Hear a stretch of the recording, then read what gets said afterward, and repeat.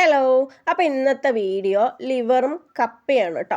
അപ്പോൾ അതിനുള്ളൊരു തയ്യാറെടുപ്പാണ് ഞാൻ നടത്തിക്കൊണ്ടിരിക്കുന്നത്. അപ്പോൾ ലിവർ കിട്ടിയിട്ടുണ്ട്, അതിന് സെപ്പറേറ്റ് ചെയ്തിട്ടാണ് കേട്ടോ വൃത്തിയാക്കി കൊണ്ടിരിക്കുന്നത്. നമുക്ക് പീസ് ചെയ്യണമല്ലോ. അപ്പോൾ അത് രണ്ടും വെവ്വേറെ ആക്കിയിട്ട് അതിനെ കഴുകി വൃത്തിയാക്കണം കേട്ടോ. അപ്പോൾ ഈ കറണ്ട് പോകും കേട്ടോ. കറണ്ട് പോകുമ്പോഴേക്കും നമുക്ക് അരയ്ക്കാൻ പറ്റില്ല. അപ്പോൾ ഞാൻ ഇഞ്ചിയും വെളുത്തുള്ളി പച്ചവെള്ളം കൂടി വേഗം പേസ്റ്റാക്കി എടുത്തിട്ടോ. ഇപ്പോഴത്തെ മഴയല്ലേ, കാരണം തീരെ വിശ്വസിക്കാൻ പറ്റില്ല എപ്പോഴാണ് പോകാമെന്ന്. അപ്പോൾ അതൊന്ന് റെഡിയാക്കി വെച്ചു. പിന്നെ ഞാൻ ലിവറിലോട്ട് തന്നെ വന്നു കേട്ടോ. അത് അരിഞ്ഞു വെച്ചിട്ടുണ്ട്, ഒരുമിച്ച് കേട്ടോ കഴുകി എടുക്കണത്. അപ്പോൾ കഴുകി വേറെ പാത്രത്തിലോട്ട് മാറ്റുന്നുണ്ട് കേട്ടോ. അപ്പോൾ അതങ്ങനെ ചെയ്തുകൊണ്ടിരിക്കുകയാണ്. ഇനി നമുക്ക് ഈ കറിക്ക് വേണ്ട ഇൻഗ്രീഡിയൻസ് എന്തൊക്കെയാണെന്ന് നോക്കാം അല്ലേ. പച്ചമുളക്, കറിവേപ്പില, തക്കാളി, സവാള, ഇത്രയും സാധനങ്ങളാണ് കേട്ടോ നമുക്ക് വേണ്ടത്. അപ്പോൾ അതൊക്കെ അരിഞ്ഞ് വെച്ചിട്ടുണ്ട്. പിന്നെ നമ്മൾ ഓൾറെഡി ഇഞ്ചി വെളുത്തുള്ളിയും പച്ചമുളകായിട്ട് പേസ്റ്റ് ചെയ്ത് വെച്ചിട്ടുണ്ടായിരുന്നല്ലോ, അതും ഉണ്ട് കേട്ടോ. അപ്പോൾ അതങ്ങനെയാണ് വെച്ചിട്ടുണ്ട്. പിന്നെ നമുക്കിത് ചൂടായ ചട്ടിയിൽ കടുക് ഇട്ടിട്ടുണ്ട്. അത് നന്നായി പൊട്ടി വരുമ്പോൾ നമുക്ക് നമ്മുടെ ഇഞ്ചിയും വെളുത്തുള്ളിയും പേസ്റ്റ് ഇട്ട് കൊടുക്കാം അല്ലേ. ഇതേ പേസ്റ്റ് ഇട്ട് കൊടുത്തിട്ടുണ്ട് കേട്ടോ. അപ്പോൾ അത് നന്നായി മിക്സ് ചെയ്ത് നല്ല മൊരിഞ്ഞ് വരണം കേട്ടോ. ഈ എണ്ണയിൽ ഇഞ്ചിയും വെളുത്തുള്ളിയും പേസ്റ്റ് ഇരുന്നിട്ട് ഈ മൊരിഞ്ഞ് വരില്ലേ, അതൊരു പ്രത്യേക ടേസ്റ്റാണ് കേട്ടോ കറിക്ക്. അപ്പോൾ അതിന് ശേഷമാണ് ഞാൻ ഇവിടെ കറിവേപ്പിലേക്ക് ആഡ് ചെയ്ത് കൊടുത്തത് കേട്ടോ.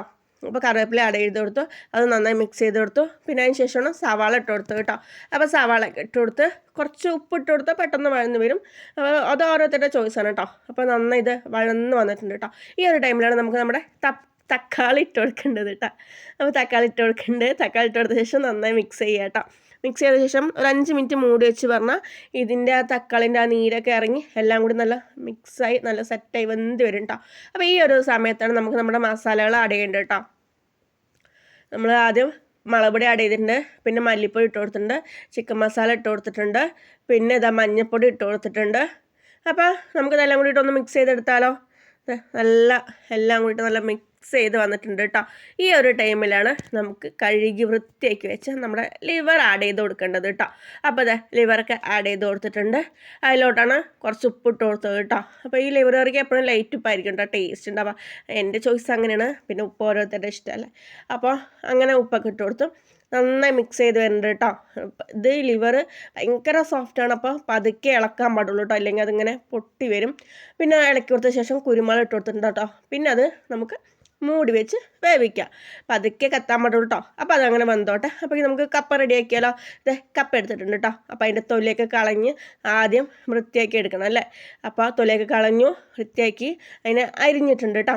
ഇനി അതിനെ ഒന്ന് കഴുകി നമുക്ക് നമ്മുടെ പാത്രത്തിലോട്ട് മാറ്റണം അല്ലേ. അപ്പോൾ അത് കഴുകിക്കൊണ്ടിരിക്കുകയാണ് കേട്ടോ. അപ്പോൾ കഴുകി വൃത്തിയാക്കിയിട്ടുണ്ട്.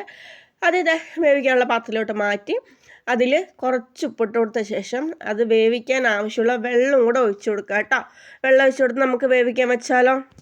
അപ്പോൾ അതങ്ങനെ വേവട്ടെ അല്ലേ. വേവിക്കാനൊക്കെ വെച്ച് മൂടി വെച്ച് വേവിക്കാൻ വെച്ചു കേട്ടോ.